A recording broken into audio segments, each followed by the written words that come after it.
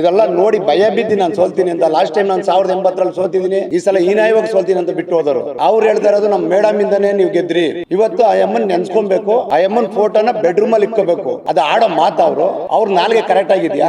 ನಮ್ಮ ಹಿಂದೂ ಸಂಸ್ಕೃತಿ ಪ್ರಕಾರ ಒಂದು ದೇವ್ರ ಮನೆಯಲ್ಲೋ ಇಲ್ಲ ನಾವು ಎದ್ದಿ ಬಂದ ತಕ್ಷಣ ನೋಡೋ ಇದ್ರಲ್ಲಿ ಇರ್ತಾರೆ. ಬೆಡ್ರೂಮ್ ಅಲ್ಲಿ ಇಕ್ಕೋರು, ಅನ್ಯ ಮಹಿಳೆ ತಗೊಂಡೋಗಿ ಬೆಡ್ರೂಮ್ ಅಲ್ಲಿ ಇಕ್ಕೊಳ್ಳಿ ಅಂತಾರಲ್ಲ, ಅವ್ರ ಎಂತ ನಾಲ್ಗೆ ಇರ್ಬೇಕದು. ಹೆಚ್ಚಿನ ಮಹಿಳಾ ಕಾರ್ಯಕರ್ತರವ್ರೆ ಅಂದ್ರೆ ಅದು ಯಶವಂತಪುರ ಕ್ಷೇತ್ರದಲ್ಲಿ. ಇವ್ರ ಹಿಂದೆ ಯಾರೋ ಒಂದು 4 ಜನ ಇಲ್ಲ, ಆ ಹೊಟ್ಟೆವರಿಗೋಸ್ಕರ ಇವೆಲ್ಲ ಮಾತಾಡ್ತಾರೆ. ಈಗ ಯಾರೋ ಮೊನ್ನೆ ಒಬ್ಬ ಪ್ರೆಸ್ ಮೀಟ್ ಮಾಡಿದಾಗ ಬಿಜೆಪಿ ಅವ್ರು ಹೇಳ್ತಾರೆ ಮೇಡಮ್ ಇಂದ ಶಾಸಕರು ಗೆದ್ರು ಅಂತ.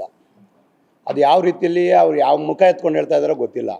ಅವ್ರು 2003ರಿಂದ ಶಾಸಕರು ಸೋತಂಥ ಟೈಮಲ್ಲೂ ಅವ್ರು ಕೆಲಸ ಕಾರ್ಯ ಮಾಡಿಕೊಂಡು ಸಂಘಟನೆ ಮಾಡಿಕೊಂಡು 2008ರಲ್ಲಿ ಗೆಲ್ಲಬೇಕಾಗಿತ್ತು. ಅದು ಅಜಗಜಾಂತರ ಇದ್ದಿದ್ದು ಓಟನ್ನು 1080ಕ್ಕೆ ತಂದರು ಅವತ್ತು 2008ರಲ್ಲಿ. ನೆಕ್ಸ್ಟು ನಾನು ಎಲ್ಲಿ ಸೋಲ್ತೀನಿ ಅನ್ನೋ ಭಯಕ್ಕೆ ಅಯ್ಯಮ್ಮ KJP ಇಲ್ಲೇ ನಿಂತ್ಕೊಬೋದಿತ್ತಲ್ಲ. KJP ರಾಜಾಜಿನಗರ ಹುಡ್ಕೊಂಡು ಹೋಗೋಂಥದ್ದಿಲ್ಲ. ಅಮ್ಮ ಸಾಧನೆ ಮಾಡಿದರೆ, ಕೆಲಸ ಮಾಡಿದರೆ ಅಯ್ಯಮ್ಮ ಇಲ್ಲೇ ನಿಂತ್ಕೊಬೋದಿತ್ತು. ಇವ್ರು ಮಾಡ್ತಾರಂಥ ಕೆಲಸ ಇದೆಲ್ಲ ನೋಡಿ ಭಯ ಬಿದ್ದು ನಾನು ಸೋಲ್ತೀನಿ ಅಂತ. ಲಾಸ್ಟ್ ಟೈಮ್ ನಾನು 1080 ಸೋತಿದ್ದೀನಿ, ಈ ಸಲ ಹೀನಾಯವಾಗಿ ಸೋಲ್ತೀನಿ ಅಂತ ಬಿಟ್ಟು ಹೋದರು. ಅವ್ರು ಹೇಳ್ತಾ ಇರೋದು ನಮ್ಮ ಮೇಡಮ್ ಇಂದಾನೆ ನೀವು ಗೆದ್ರಿ, ಮೇಡಮ್ ಹಂಗಾರೆ ನಮಗೆಲ್ಲ ಮಾಡಿ ಅಂತ ಹೇಳಿದ್ರ. ಅಯ್ಯಮ್ಮ 2018ರಲ್ಲಿ ಬಂದು 19ರಲ್ಲಿ ಬಂದು ನಾವು BJPಗೆ ಹೋದಾಗ ಬಂದು ಅಯ್ಯಮ್ಮ ಇಡೀ ಮೇನ್ ಲೀಡ್ರಿಗೆಲ್ಲ ಹೇಳ್ಕೊಂಬಂದರು ಸೋಮಶೇಖರನ್ ಸೋಲ್ಸ್ರಿ ಅಂತ. ಅದಕ್ಕೋಸ್ಕರ ಅವರ ಮೇಡಮ್ ಕಡೆ ಇದ್ದಂಥ ಲೀಡ್ರುಗಳೆಲ್ಲ ಸೋಮಶೇಖರ್ ಆಪೋಸಿಟ್ ಮಾಡಿದ್ರು. ಇವತ್ತು ಆ ಅಮ್ಮನ ನೆನ್ಸ್ಕೊಬೇಕು, ಆ ಅಮ್ಮನ ಫೋಟೋನ ಬೆಡ್ರೂಮಲ್ಲಿ ಇಕ್ಕೋಬೇಕು. ಅದು ಆಡೋ ಮಾತು ಅವ್ರ ನಾಲ್ಗೆ ಕರೆಕ್ಟ್ ಆಗಿದೆಯಾ? ಏನನ್ನ ಆ ಅಮ್ಮನಿಂದ ನಮ್ಮ ಶಾಸಕರಿಗೆ ಹೆಲ್ಪ್ ಆಗಿದ್ರೆ ಆ ಅಮ್ಮನ ಫೋಟೋನ ನಮ್ಮ ಹಿಂದೂ ಸಂಸ್ಕೃತಿ ಪ್ರಕಾರ ಒಂದು ದೇವ್ರ ಮನೆಯಲ್ಲೋ ಇಲ್ಲ ನಾವು ಎದ್ದಿ ಬಂದ ತಕ್ಷಣ ನೋಡೋ ಇದರಲ್ಲಿ ಇರ್ತಾರೆ. ಬೆಡ್ರೂಮಲ್ಲಿ ಇಕ್ಕೊಳ್ಳಿ, ಅನ್ಯ ಮಹಿಳೆ ತಗೊಂಡೋಗಿ ಬೆಡ್ರೂಮಲ್ಲಿ ಇಕ್ಕೊಳ್ಳಿ ಅಂತಾರಲ್ಲ, ಅವ್ರು ಎಂತೋ ನಾಲ್ಗೆ ಇರಬೇಕದು. ಅದನ್ನು ತಿಳ್ಕೊಂಡ್ರೆ ಗೊತ್ತಾಗ್ತದೆ ಅವ್ರು ಎಂಥವ್ರು ಏನು ಮಾತಾಡ್ತಾ ಇದ್ದಾರೆ ಅಂತ. ಅದ್ರಿಗೆ ನಮ್ಮ ಶಾಸಕರಿಗೆ ಹೇಳ್ಕೊಡೋಕೆ ಬರ್ತಾರೆ ಮಹಿಳೆಯರು ಗೌರವ ಕೊಡಿ ಅಂತ.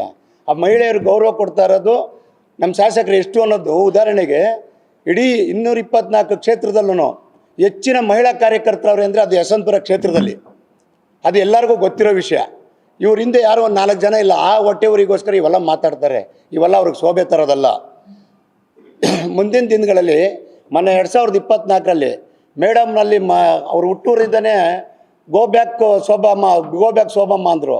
ಅವತ್ತು ಬಂದು ಇಲ್ಲಿ ನಿಂತ್ಕೊಂಡ್ರು. ಆ ಓಟ್ ಯಾವ ಇದೇ ನಮ್ಮ ಶಾಸಕರು ಮಾಡಿದಂಥ ಸಂಘಟನೆ, ಅವರು ಮಾಡಿದಂಥ ಕೆಲಸ ಮೇಲೆ ನಿಂತಿದ್ದಂಥ ಓಟು ಪ್ಲಸ್ ಮೋದಿ ಹೆಸ್ರ ಮೇಲೆ ಇದ್ದಂಥ ಓಟು. ಅಯ್ಯಮ್ಮ ಏನು ಮಾಡಿದ್ರು? ಅಯ್ಯಮ್ಮಂಗೆ ನಿಂತು ನಾನು ಗೆಲ್ತೀನಿ ಅಂತ ಧೈರ್ಯ ಇದ್ದರೆ ಅವಾಗ 13ರಲ್ಲೇ ನಿಂತ್ಕೋಬೋದಿತ್ತು. ಅವ್ರು ಅಯ್ಯಮ್ಮ ನಿಲ್ಲಕ್ಕಾಗಿರಲ್ಲ. ಇವತ್ತು ಆ ಧೈರ್ಯ ಮೇಲೆ ಬಂದು ನಿಂತು ಗೆಲ್ತೀನಿ ನಾವು ಹುಮ್ಮಸ್ಸಿಲ್ಲ, ಏನೋ ಒಂದು ಕೊಟ್ಟಾರೆ ಅಂತ ಕೊಟ್ಟರಲ್ಲಿ. ಆದರೆ ನಮ್ಮ ಶಾಸಕರು ಮಾಡಿದಂಥ ಕೆಲಸ ಕಾರ್ಯಗಳಿಂದ ಇವತ್ತು ಅಯ್ಯಮ್ಮ ಗೆದ್ದು ಬಂದರು. ಇವತ್ತು ತಾಕತ್ತಿದ್ರೆ ಅಯ್ಯಮ್ಮ ರಾಜೀನಾಮೆ ಕೊಟ್ಬಿಟ್ಟು ಇನ್ನೊಂದು ಸಲ ನಿಂತ್ಕೊಳ್ಳಿ. ಮೊನ್ನೆ ಬಂತಲ್ಲ ಲೀಡು, ಆ ಲೀಡ್ ತೊಗೊಳ್ಳಿ ನೋಡೋಣ. ಹೇಳ್ತಾ ಇದ್ದಾರೆ ನಾವು ಗೆದ್ದು, ಅಯ್ಯಮ್ಮಿಂದ ನಮ್ಮ ಶಾಸಕರು ಗೆದ್ದಂತ. ನಮ್ಮ ಶಾಸಕರಿಂದ ಅವ್ರು ಗೆದ್ದಿರೋದು 24ರಲ್ಲಿ ಆಗಿ ಸಂಸದರಾಗವ್ರೆ. ಸಂಸದರಾಗದ್ಮೇಲೆ ನಮ್ಮ ಯಶವಂತಪುರ ಕ್ಷೇತ್ರಕ್ಕೆ ಏನು ಕೊಡುಗೆ ಕೇಂದ್ರದಿಂದ ಕೊಡ್ತಾವ್ರೆ? EMI ಲೆಟ್ರ್ ಕೊಟ್ಟು ತಂದಿರೋದು ಯಾವುದು?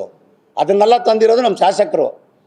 ಏನೇ ಕೇಂದ್ರದಿಂದ ಸಹ ಇದು ಬಂದಿದ್ರು ಫಂಡ್ ಬಂದು ಕೆಲಸ ಮಾಡಿದ್ರು ನಮ್ಮ ಶಾಸಕರು ಕೊಟ್ಟಂಥ ಲೆಟ್ರ್ ಮೇಲೆ, ಇದ್ರ ಮೇಲೆಲ್ಲ ಹೇಳ್ತಾರಲ್ಲ. ಅವ್ರಿಗೆ ರಾಜೀನಾಮೆ ಕೊಟ್ಟು ನಿಂತ್ಕೊಳ್ಳಿ, ಗೆಲ್ಲಿ, ಆಮೇಲೆ ನೋಡೋಣ ಅಂತ.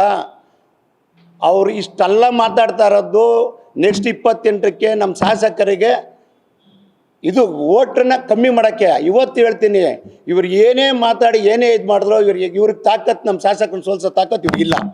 ಇದನ್ನು ನಾನು ಘೋಷವಾಗಿ ಹೇಳ್ತಾ ಇದ್ದೀನಿ. ಅವ್ರು ಇದರಲ್ಲೇ ನಿಂತ್ಕೋಬೇಕು ಅನ್ನೋದು ಏನಿಲ್ಲ.